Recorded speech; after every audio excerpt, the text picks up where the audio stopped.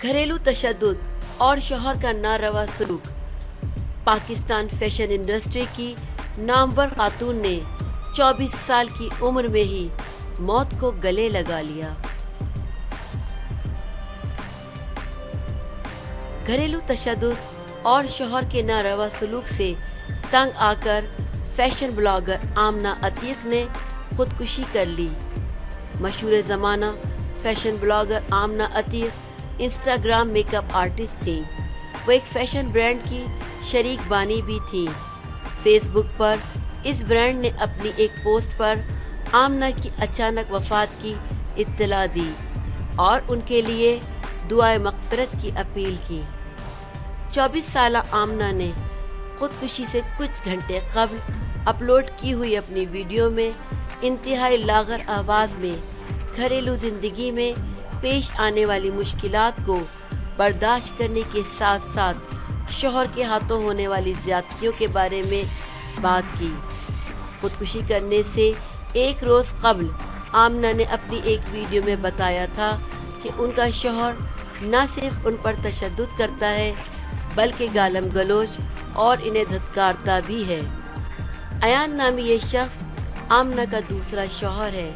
आमना ने अपनी वीडियो में बताया था कि पहली शादी उनकी सौतेली माँ ने ज़बरदस्ती कराई थी, जिससे उनकी एक बेटी भी थी। शादी के 3 साल बाद आमना के शौहर ने इसकी बेटी समेत घर से निकाल दिया। आमना का अपनी एक वीडियो में कहना था कि उनका शौहर मनशियात का आदी था, जिसके ज़ेरे असर वो इन्हें ज़हनी और जिस्मानी तौर पर हर तरह के तशद्दुद का निशाना बनाता था, जिसके बाद से वो डिप्रेशन का शिकार रहने लगी। तलाक़ के बाद जब आमना अपने वालिद के घर गईं तो उनके वालिद ने भी इन्हें घर में जगह देने से इनकार कर दिया। उन्होंने कहा कि माशरे में सिर्फ औरत को ही तलाक़ का ज़िम्मेदार ठहराया जाता है।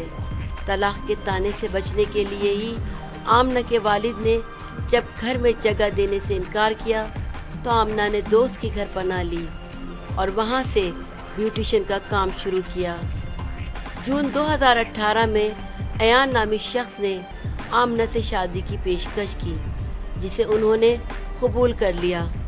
शादी के शुरू में तो इसने आमना से सही बर्ताव किया, ताहम जब आमना के ब्रांड ने नाम बनाना शुरू किया तो अयान भी आमना के पहले शौहर की तरह सलूक करने लगा और साथ ही माजी के ताने भी देता था। इस वीडियो के अपलोड होने के कुछ घंटे बाद ही आमना अतीक मुर्दा हालत में पाई गई। सोशल मीडिया सारिफिन की जानिब से बेशुमार तबसरे किए जा रहे हैं। कुछ सारिफिन आमना के वालिद को इसकी मौत का ज़िम्मेदार ठहरा रहे हैं तो कुछ अयान को आमना की मौत का ज़िम्मेदार करार दे रहे हैं। कुछ इसे खुदकुशी नहीं बल्कि कत्ल कह रहे हैं।